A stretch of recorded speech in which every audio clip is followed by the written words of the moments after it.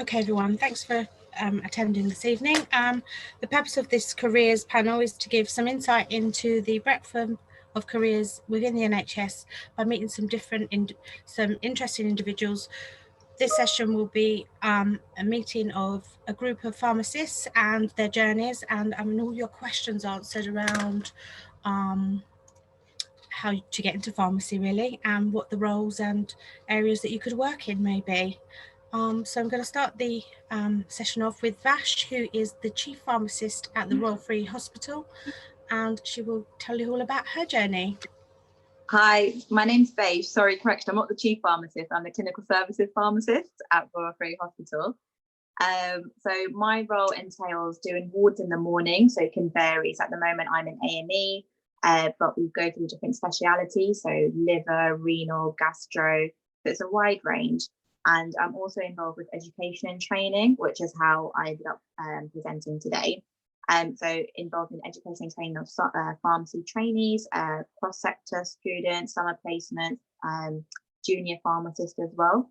So on the wards, usually my typical day is speaking to patients or their next of kin, finding out what medications they came in on, making sure any new medications that are being prescribed are safe for the patient with no interactions, speaking with doctors and nurses working together to see how we can optimize that patient's medication, and making sure the patient, they're involved as well, and speaking to them about what they expect from us and making sure they understand what they're taking. So hospital pharmacy, no 2 days are the same, so it's always different. You come across a wide range of patients. Sometimes it's care of the elderly, the next day it could be like patients who are suffering from alcoholism. So you're always exposed to different challenges, and it's really exciting. In terms of applying for pharmacy, so I did a gap year initially. I worked in a community pharmacy as a sales assistant, and that's when I realised I enjoyed it. So I applied for pharmacy. Usually grades vary from 3 Bs to 2 As and a B, but it depends on what university you're going to apply for. It's also worth checking UCAT to see if they ask for any subjects. So I know most universities do prefer chemistry, some require biology and maths, but it depends on what universities. After you do, so a pharmacy degree usually is 4 years and you come out with a master's. After that, you do a training year, so it's called a pre-registration year, and you can decide what sector you want to go into. So you've got hospital, which is what I did, and there's community pharmacy, so Boots or your independent community pharmacy on your high street, and there's also industrial as well, so your GSK. After that, you do an exam in which, when you pass, you become a qualified pharmacist, and you've got a wide range of options as to which route you're going to go into. So I took hospital because that's what I was passionate about. Nowadays, I think some universities are doing a 5-year program where the training year is integrated. I personally don't know which university they are, but it's worth checking what your options are. Also, if you're great, so some universities, if you've got 3 Cs, they do offer a foundation year. So you do a foundation year program, and then you can go on to doing a 4-year pharmacy course. And so that's also an option worth looking into. Any questions? Thank you for that. We'll go around the panel and introduce everyone, and then we'll go back to the questions at the end. So if you have got any questions, please put it in the Q&A, and we will answer them at the end. Thank you. Thank you for that. And now we're going to go over to Susan, who is a general pharmacist working in the general practice, and has been in the profession for over 30 years, so got lots of experience, and is going to talk about her journey now. Hello, I'm Susan.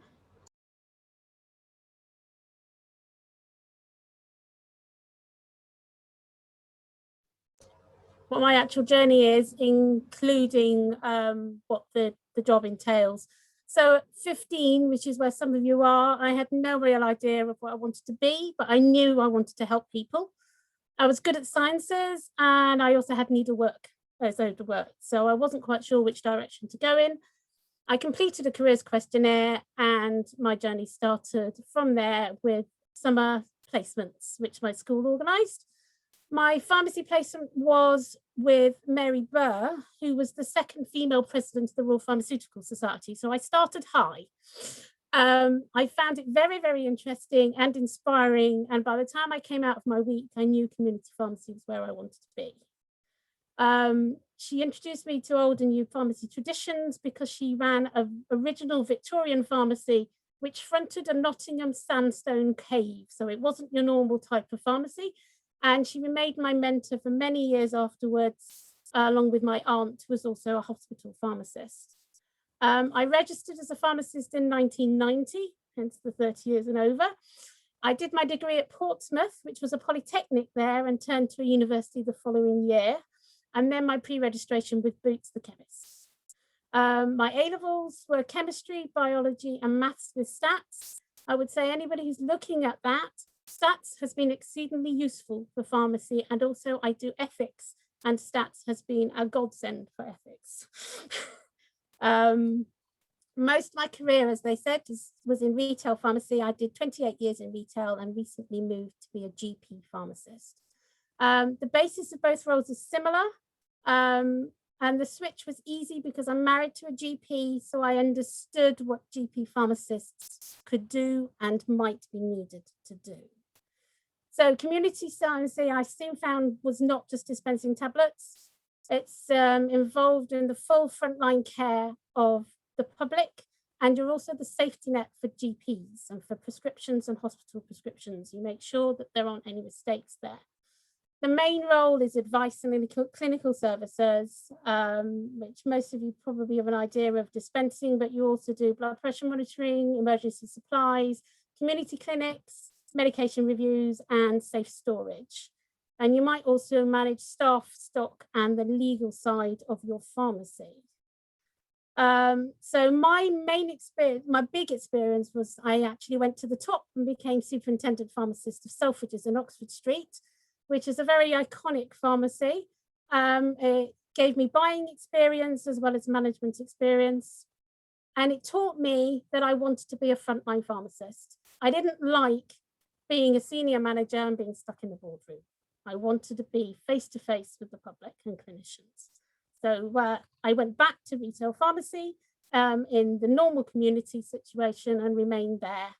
And then made the decision that after 28 years, it was time to change. So I switched to be a GP pharmacist, which is a new role, and it's an evolving role within the profession. You're normally the medicine management lead for the practice, which is medicine reviews, clinic letters. I run the asthma clinic for my practice. I do all the audits to do with medicines, and I advise all the doctors in all the queries of which strength to give, which medication to give, is there an interaction? We've also been involved recently in the COVID vaccination clinic. We are the main clinic for Golders Green and Temple Fortune. So we cover 7 surgeries, and we've been giving advice and vaccinating patients ourselves. And I'm also a volunteer on a research ethics committee, which is we assess the applications for research with human participants. You can't start research unless you have ethics approval. So all I'd say is a pharmacy degree does not mean you have to be a dispensing pharmacist. I've got friends in pharmacy law, in buying, in regulation, in management, clinical trials, veterinary pharmacy, and specialist manufacturing. There are so many ways you can go from just a pharmacy degree. Thank you, Susan. And now we're going to move over to Magella, who is a senior lecturer at University London College, ULCH, in the pharmacy school. And I do understand that you do lots of admissions work within that area as well, and you'll be able to help with those questions. So please put some questions in there. So let us know about your journey. Great. So thank you, Natalie, and thank you, Vaish and Susan. It's really great to hear our different journeys from the same degree. Okay, so my A-levels were chemistry, physics, and applied maths. So I am a bit of a geek, and I didn't really know what I wanted to do once I finished the pharmacy degree. If you don't know what to do, some advice, maybe just continue studying, which is what I did. I did a PhD, and around that time, the nicotine patch was of interest. So I was fortunate enough that a company sponsored my PhD, and I didn't work on the first nicotine patch. I worked on a later generation of it. Did the PhD and thought, you know, I like research. And I got a teaching assistant position for a while. And then I did some traveling. So I went to America where I worked in another university. And then I started to work on the fentanyl patch. Fentanyl is a patch for painkilling. And then I had to make a decision, you know, because I had a job offer in the United States, but, you know, I also had lots of good friends and connections back in London. So I interviewed for a position at University College London. Unfortunately, I got it. And in recent years, I don't just do patches, I also do topical formulations. So here's a little topical formulation we've developed recently in my lab, okay? So I guess the message I have to give you is just like Susan. This is a degree that is so interesting. It can lead you in very many directions. And I think that's what's unique about pharmacy, that, you know, we start off with, you know, a degree that gives us many skills, but we can adapt it depending on the route we think suits us best. So hopefully that's what you heard from the three of us so far. And again, as Natalie said, you know, I can give you information about the entry qualifications for UCL, and happy to answer any of your questions. Okay, thank you. Now I'm just going to look at some of the questions to see what we've got. And one of the questions I have here that I think, I'm not sure who either of you anyone could answer it, is how is the role of the pharmacy changing, particularly in the primary care at the moment? Folks, that's my place really. So pharmacists never used to be in GP surgeries. They started being employed about 10 years ago. And now in the last year, my local group of GP practices, which is called a PCN, has taken on a pharmacist for every single surgery. So every single surgery in our group is 7. And my husband is the same in his group, which is just across the North Circular from us, also has a pharmacist attached to every single surgery. So we are getting an increased clinical role. A lot of pharmacists are now becoming prescribers, which means that they can sign the prescriptions on behalf of the doctors. They're making decisions on specific areas that they want to specialize in, which is why I said I specialized in asthma. My 2 colleagues at work, one has specialized in cardiac, one has specialized in diabetes. So they have you have your decision. I'm not a prescriber. It would be my next move if I wanted to, although my GP practice is quite happy with me doing everything except signing the script. Okay. So, but yes, there are many different ways. Thank you, Susan. Has anybody else got anything to add to that at all, maybe? No? Okay. So would you say, is it easy to move around between the different settings, or do you think you need different skills in different environments, e.g. hospital or community?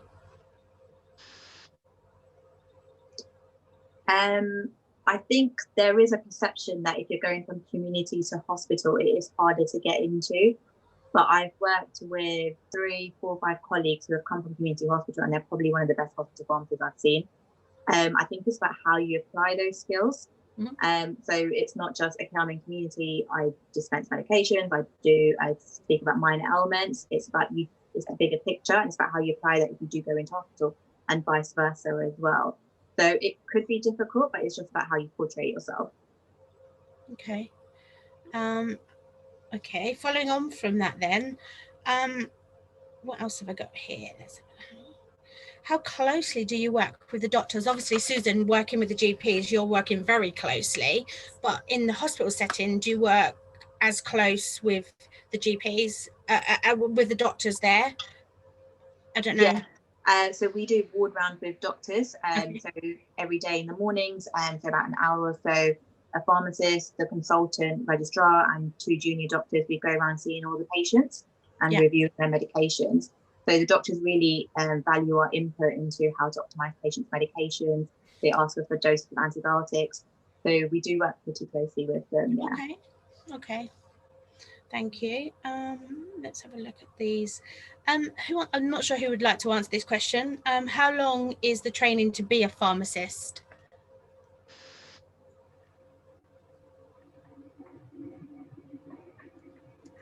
Eva, anyone? I don't know if It's changed from when I was. recently, maybe. It changed in 1990 from 4 years to 5 years. Okay. I was the last cohort of 4 years, and that was because the EU requested a 5-year course, because all the EU courses were 5 years, if I remember correctly. But the first year of a EU course is equivalent to our A-levels. So they made, I don't know, Dr. Lane, whether you agree, Magella, but they made the course much wider than I had.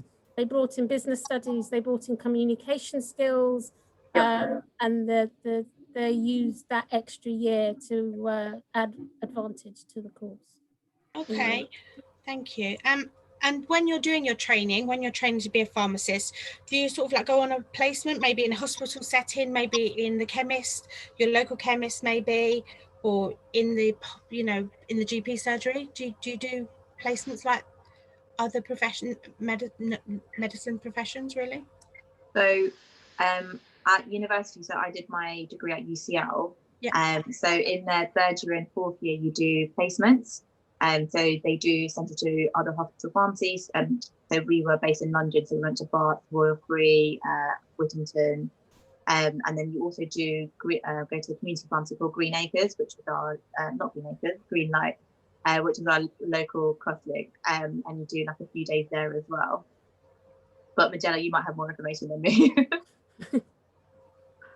No, absolutely. You know, I would say having placements is one of the strengths of the UCL degree base. I don't know what you think, you know, but I think that was really important. Yeah, because it gives you some sort of insight as to what sort of, when you do your pre-registration training, do you want to go into hospital or community, or do you want to do industrial? So I think the placement will give some sort of idea. Yeah. So what we would say, Natalie, is yes, you know, there are placements, there's lots of exposure to the real world, and again, maybe we're biased, but we think that was one of the strengths of our degree. Okay, thank you. And when you're doing those placements, how long are they? Are they like block placements, or they really like weekly? You go every week? So it depends on how they rotate. Usually it's half a day or a full day, depending on what year you are, if you're 3rd year or 4th year. So and then they do come back. So I know before COVID, we had some students who came for half a day, and then in 2-3 weeks time they come again, but they go on to a different ward or specialty, so they get different exposures. Okay, thank you. And obviously at the moment with the COVID situation, I'm assuming that students are still going on their placements within this area. This is a question that we're getting quite regularly now asked. So the placements were not during the peak, the actual surge, but just before. So from September to November, we did have students come to Royal Free. Okay. It was just reduced numbers, but it will just mean they'll come more frequently. Okay, thank you. GPs normally have doctor placements. We're beginning to start having pharmacists coming in as well, just for them to see how it works. What we normally do is have the pre-registers from the local pharmacies to come down for a day. Brilliant. So the pre-registration can either be, from my experience, as well as the placements, you could also have a 6-month and 6-month split, or you can wait until the end of your B.Pharm and Masters and then do your pre-reg full year in one go. And it's a very structured year. Okay, brilliant. Thank you. I'm now just going to have a look at some of the questions. In this field, do you need work experience, would you say, to get into pharmacy? Not in community pharmacy. I think work experience is always useful, but GP pharmacy for definite no, because the placements aren't there yet. But most of them want a little bit of experience first. Most of our prescribing pharmacists have to be 3 years qualified before they can do a prescribing course. The PCN pharmacists coming in are normally around 4 or 5 years post qualification. But no, community, I was straight in. Okay, thank you. I'm just having a quick look at the other questions. Is there anything wrong in already having an MVQ qualification to dispense as a pharmacy assistant in a pharmacy before going to university? Anything wrong? Yeah, that's what they've asked the question. They've obviously got an MVQ qualification in dispensing, and now they're thinking about going to university. Is that maybe something that is good to have, maybe? Yeah, I would say that's an advantage because you're already familiar with the processes. You kind of know what the medications are, what the dispensing process is. So then the next step is building on that clinical knowledge. So I think it would be an advantage personally. Okay, thank you. Hold on, let's have a quick look. And what's the I'm not sure if I think we may have covered it already, but I'm just going to ask it again. What qualifications do you need to get into pharmacy usually? Do you mean in terms of A levels? Yeah, the grades maybe. So it depends on the universities, but they do vary from 3 Bs to 2 As and a B. And most universities do ask for chemistry and sometimes biology and maths, but it's not definite. It depends on what the university is. And would you usually have to do a test maybe to get into the university? Obviously you'd be interviewed, I would expect. Yeah. Maybe some sort of test. No. I remember doing a calculations test for UCL, but this is more 5, 6, 7 years ago. So if you want me to come in there, Natalie, Yes, we're going to be conducting interviews soon. Okay, we don't do a test. I mean, I think what we're looking for is an interest in pharmacy. What's your motivation in choosing pharmacy? Like, Besh, what you remember is like we did have these interviews where we wanted to ask you particular questions. Do you have you got the right personality to be a pharmacist? Are you a caring person? Do you have the empathy that we need to interact with patients? So those were the types of interviews we did. We've moved away from tests in UCL. That's not to say that that's the way it goes in other places, but we're definitely looking for a certain set of qualities in people because the welfare of patients is what we're all interested in. And those are the kinds of qualities we're looking for when we sit down and talk to you. Is it a panel interview? Yes. In the past, Natalie, pre-COVID, we'd have maybe 10 different questions. And I would have an interview with a former student or a pre-registration pharmacist. So you'd have somebody more senior and somebody just qualified. And we'd both interview the student and we'd talk to them about what were their expectations of the career. And our questions were framed around, these are the qualities we're looking for and can we find them in the answers the student gives us. So not, it's not that complex a process. And, back to your question about work experience, of course, it has to be valuable if you've gone out and taken the time and effort to work in a pharmacy or work with patients in whatever setting. Okay, and following on from that, currently, if you're just about to interview, as you've just said, is that going to be virtually or is that going to be face-to-face? Unfortunately, it's going to be virtually, but hopefully it will have the same intent, in that I'll be talking face-to-face to a student. I'll be asking them, what's your motivation here? Do you have an understanding already of how much contact the pharmacist has with patients, how much input they have to their welfare, and how you are, a really responsible person. And I hate to say this, but the COVID crisis, I hope, has really shown the value of pharmacists to the community. Thank you. Just another question in. Do all pharmacists get paid the same amount of money in a hospital, or in a hospital, in shops, or in the GPs? No, they don't. No, definitely not. In hospitals, we work as bands. So when you're a pre-registration pharmacist, so your pharmacy training, you're a band 5, and then as soon as you're qualified, you're a band 6. So as you work up your band, you get paid more. But that's different to community, because I think you're private. You're not paid by the NHS. It's by company. So you do get paid more in community, I believe. You'd get paid more, but you also get paid for experience. So as you become more experienced and you do more, and also if you can be a pharmacist on the shop floor, you can be a manager. The manager will get more responsibility and therefore will get more pay.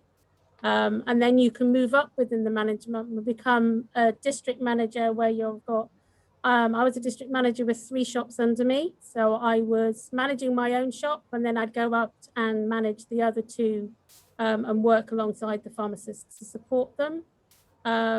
And then you've got regional manager, and then obviously you've got directors as well.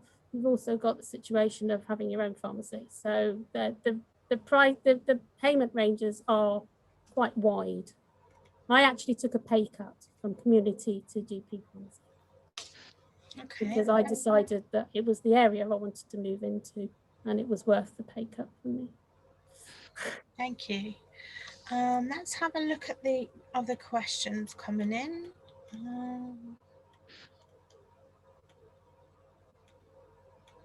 Okay, it's a good question. Actually, this is for Magella.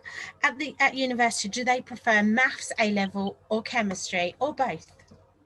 So I think, and I'd say also asking Beish and Susan, I think chemistry is far more useful than maths. But please come in, my fellow panelists, and tell me what you think. I think chemistry to maths. Yes, because I would agree. A lot of pharmacology. Yeah.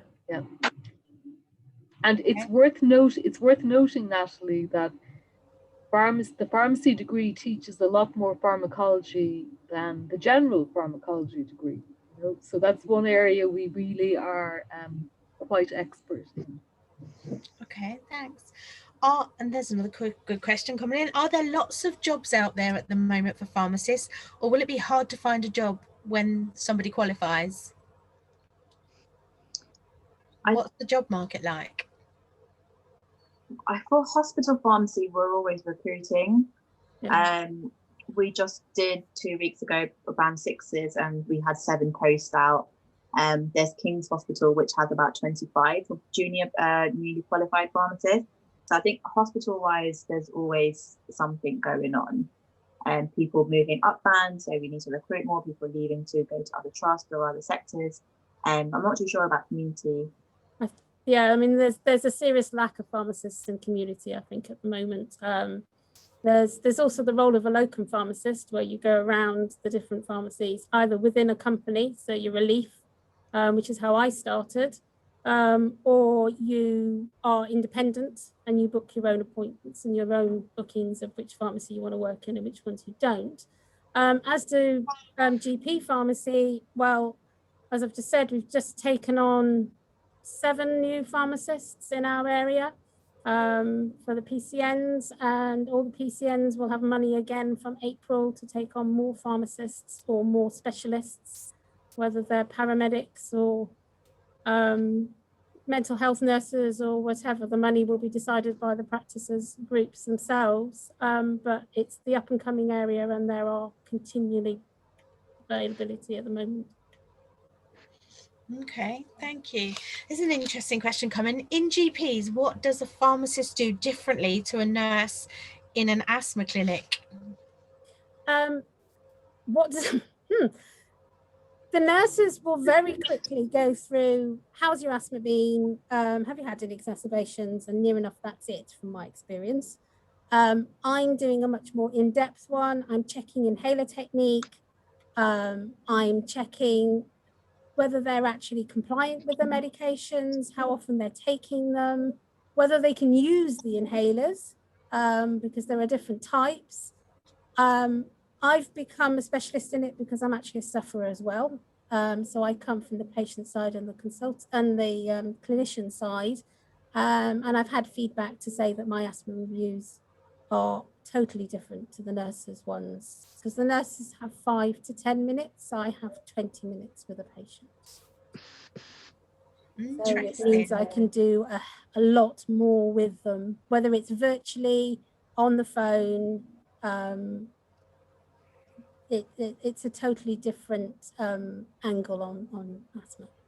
I've also done group consultations where we've had 8 patients in a room with myself, a doctor and a specialist respiratory pharmacist. And we've trained them all together, and they found that very, and that's the new way of for clinics going for a lot of the conditions. We're going that way. Thank you. There is some more questions coming in. Could you explain what a locum pharmacist does and what experience do you need to become one? Anybody? I don't know, don't mind. A locum pharmacist walks in when a person has their day off for a day's holiday. Okay. So they are no different to a normal pharmacist. They just work for themselves, or they work as a relief pharmacist for the company. So they cover holidays, day off, and sickness. You can go, I started as a locum pharmacist from the minute I qualified. So I was with Boots, I got transferred from Norwich down to Bath where the space was, and I covered the whole of the southwest of England from Bath. I went down to Exeter and many other pharmacies until I wanted to have my own management position, and realised there were 4 people ahead of me who had more experience. So I left Boots and moved to Lloyd's Pharmacy. Yeah, you're exactly the same. The only thing you'll find as a locum pharmacist is you can't see things through. And that's what annoyed me, is that you will be in for a day or maybe a week and you don't get the result back. But I think there is more flexibility with locum, and you can negotiate your pay as well. Yes. It depends on what you're in it for. Okay, thank you. I've got another question. As a year 11 student, what do you think we should do to gain more experience, to gain more experience and getting better grades, maybe good grades, what they're currently doing that may help them? What do you think they can do? To get good grades? Yeah, I mean, and maybe a bit more experience within the pharmacy industry. So, you know, Natalie, like if you're talking to a student and they are really interested in pharmacy, of course, one of the interview questions I would ask is, what does a pharmacist do on a day-to-day basis?